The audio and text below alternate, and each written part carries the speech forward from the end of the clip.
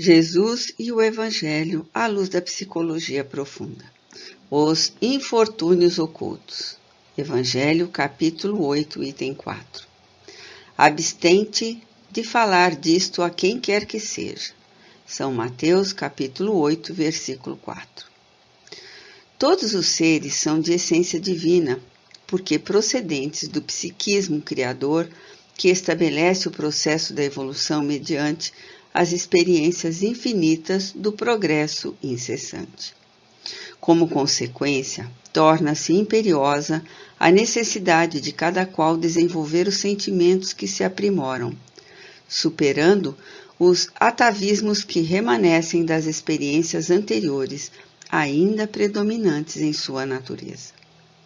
O empreendimento é desafiador, portanto, rico de oportunidades iluminativas e engrandecedoras. Fadado a alcançar a plenitude, todo o empenho se desdobra desde a conjuntura mineral até a angelitude, que alcançará a esforço cada vez menos penoso, porque da canga, ao ser extraída a gema, se torna mais fácil facultar-lhe o brilho.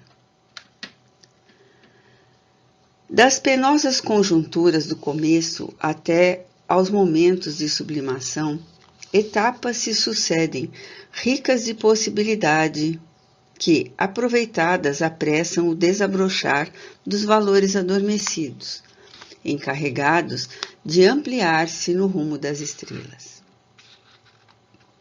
A visão da psicologia profunda em torno do ser humano é enriquecida de esperança em favor do seu engrandecimento ético, assim como do crescimento intelectual, facultando as duas asas para compor a sabedoria em que se converterá, alçando voo pelo cosmo, superados limites e fronteiras físicas. Para esse logro, o trabalho é árduo e gratificante, porque à medida que se libera de cada impositivo, torna-se mais factível vencer o próximo, ensejando-se mais amplos recursos de iluminação interior. O ego, em predomínio, lentamente cede espaço ao self, que se encarrega de conduzir os pensamentos, ideais e esperanças necessárias para alcançar a meta a que está destinado. O Cristo histórico, neste contexto, cede lugar ao Jesus homem, mergulhado na turbamulta e entre os caprichos da mole humana, mantendo-se em neutralidade total, não obstante, tomado de profunda compaixão por aqueles que o não entendiam e se engalfinhavam nas lutas ridículas das disputas transitórias pela conquista de migalhas, ouropéis, metais das entranhas da terra, que passaram a adquirir valor relativo. Aquele Jesus das teologias igrejistas, embora compadecido das multidões, parecia distante dos seus sentimentos, procurando a sua comunhão com Deus, longe dos tormentos das massas, que se apresentavam necessitadas desse processo depurador. Colocado como redentor, liberador de culpas, também estava isento de qualquer tentação, de qualquer condição de humanidade, e inalcançável pelos fenômenos do mundo. Portanto, de certo modo também, impossível de ser imitado, acompanhado, inacessível. Na proposta da psicologia profunda, que humaniza o vencedor de si mesmo, que triunfou sobre as conjunturas em que se encontrava, graças aos valores conquistados, tornava-se companheiro do infortúnio por conhecer a sua origem e as contingências perigosas para o processo de evolução, ao mesmo tempo oferecendo recurso terapêutico para as mazelas morais e espirituais naqueles que as padeciam. Instava com os felizes, mesclava-se com eles, mas não se tornavam deles, porque a gema preciosa, Mesmo no pântano, quando o sol a alcança, mantém o seu brilho.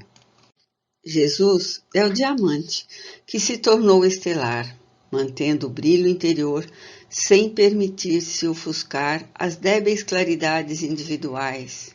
No entanto, clareando as consciências e amando-as. Todo seu é um ministério de esperança e de amor, de compaixão e de auxílio, movimentado pela ação do bem, único recurso para minimizar ou anular as ocorrências dos infortúnios ocultos. Conhecendo cada pessoa que dele se acercava, graças à capacidade de penetrar o insondável do coração e da mente, sem humilhar ou jactar-se, conseguia oferecer combustível de amor para a transformação interior que se deveria operar, e quando essa não ocorria, assim mesmo estimulava ao seu prosseguimento, pois que um dia seria alcançada.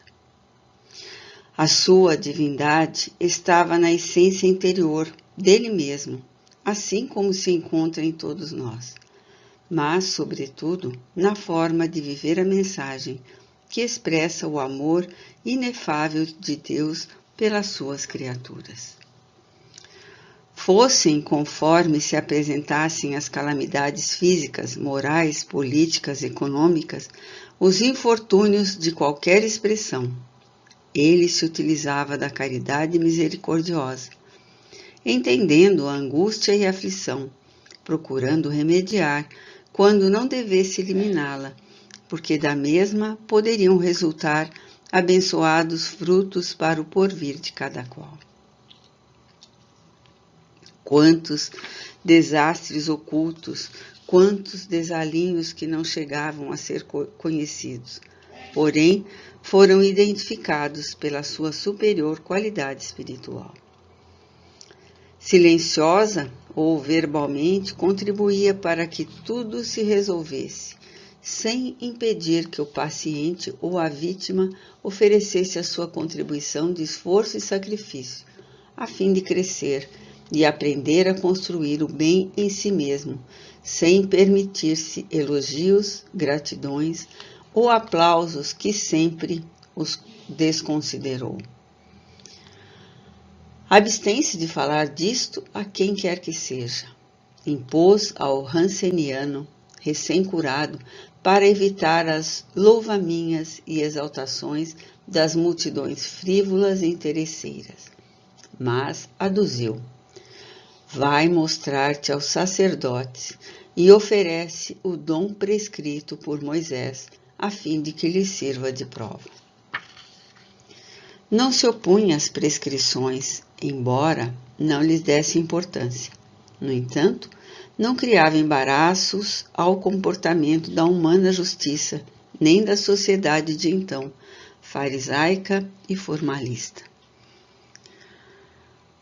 Arrancando as pústulas em decomposição orgânica por intermédio da renovação celular, propunha a profunda mudança de atitude mental e moral do paciente, para que os campos vibratórios modeladores da forma mantivessem o ritmo de equilíbrio para a preservação da harmonia dos órgãos.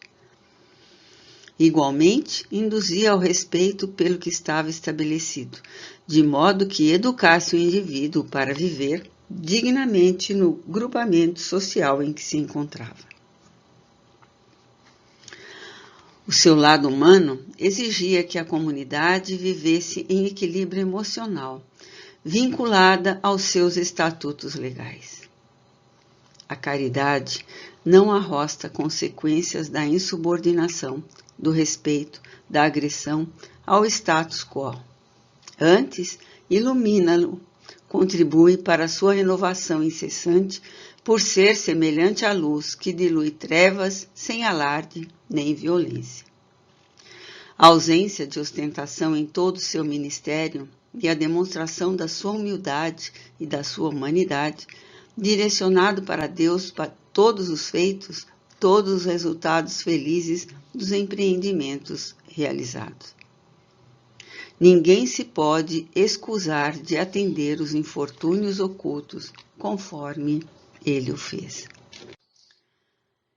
Quem é falto de um sentimento de compaixão ou de misericórdia em relação a outrem, que foi colhido pelos vendavais da amargura, da desesperação, ou tombou nas malhas da loucura ou abandono, da solidão?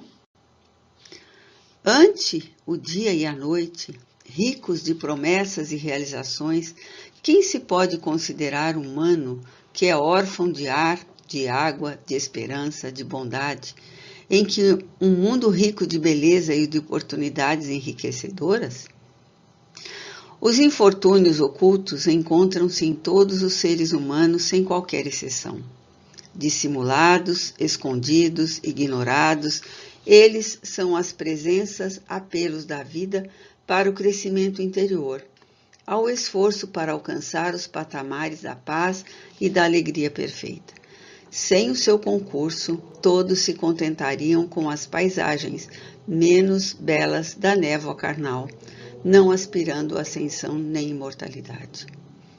A humanidade de Jesus está muito bem delineada na parábola do bom samaritano, exemplo máximo de solidariedade, de elevação de sentimento, de caridade, como ele próprio o fazia. Por isso, não é importante alguém apenas confessar-se crente em Jesus ou não, mas imitá-lo, em razão do que ele inspira, do sentido e significado da sua existência na Terra e da sua passagem entre as criaturas, quando, do seu apostolado de amor, exarados nos seus feitos e nos seus não feitos.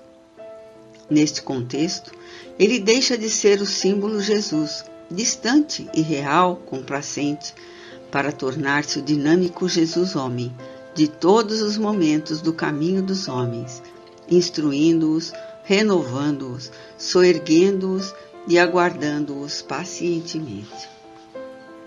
O homem moderno necessita ouvir Jesus